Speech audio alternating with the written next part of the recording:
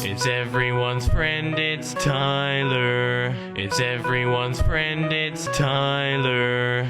Hey guys, Tyler here. When you first fight against something you perceive to be bad, you end up being that thing that you fight against. So what exactly do I mean by that quotation? There's actually a game developer named Kern who is well known for working for Blizzard in the past for games like Diablo 2, and more recently he has been active on social media ever since the whole entire Gamergate controversy. And I have noticed throughout many months now, he has becoming more and more radicalized thanks to his online interactions. Now, there's one particular tweet that caught my eye for this video that I'm really concerned about when it comes down to the issue of radicalization. He says right here, and I quote, "I'm absolutely support censorship of the woke, especially in games marketed to kids like Nintendo and cartoons. You've done it to us for over a decade, and now it's your turn. You don't get to indoctrinate our kids anymore, because we won't win the battle by playing fair anymore. You just turned that against us."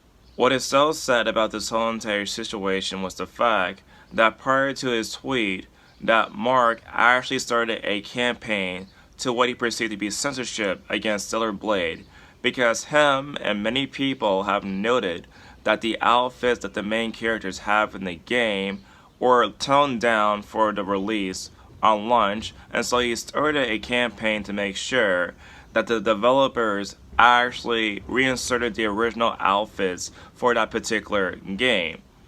And so there's actually a book that is known as Rules for Radicals. Now, some of the rules include power is not only what you have, but what the enemy thinks you have.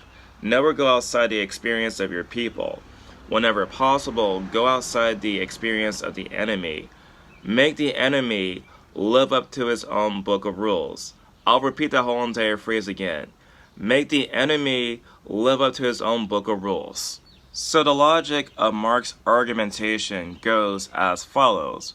Well, because what I perceive to be woke have been guilty of censorship in the past, therefore it's actually justified to censor their stuff. Now, I'm just kind of curious, at what point, where does the line actually end when you hold people by their own rules? Because more recently, Mark was actually part of a campaign of harassment, because more recently, many people have been putting hits against his whole entire family because of his whole entire campaign for Stellar Blade and wanting uncensored outfits. And so because people in the past have done these kind of things against Mark, therefore it's justified if Mark actually does the exact same thing against the same people who did that kind of stuff against him.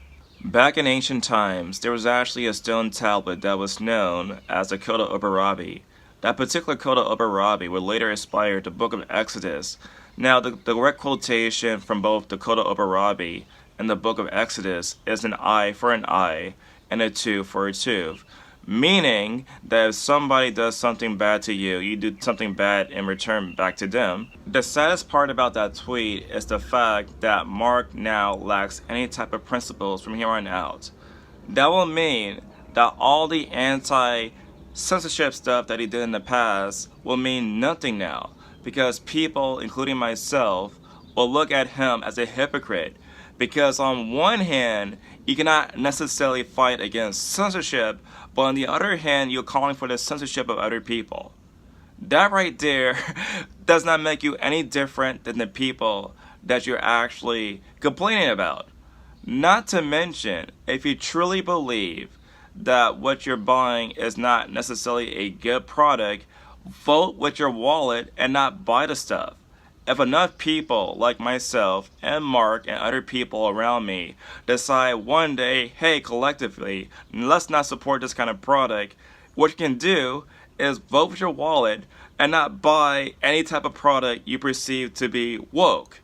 So, by not purchasing the product, it'll give a company an incentive not to make that kind of product if enough people complain about it, if enough people campaign against it, and if enough people actually vote with their wallet. I suppose my final point is the fact that the woke stuff in video games is in fact artistic expression too.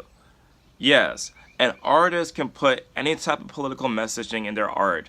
We don't necessarily have to agree with the artwork, but regardless, it's still protected by the First Amendment. That means a person can put whatever kind of thing that they want in their drawing, their painting, their music, or their video game.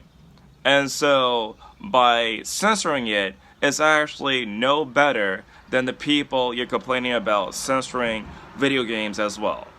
So, what do you guys think? Tell me in the comment section down below. And as always, I'll see you guys in the next video. It's everyone's friend, it's Tyler. It's everyone's friend, it's Tyler. It's everyone's friend, it's Tyler.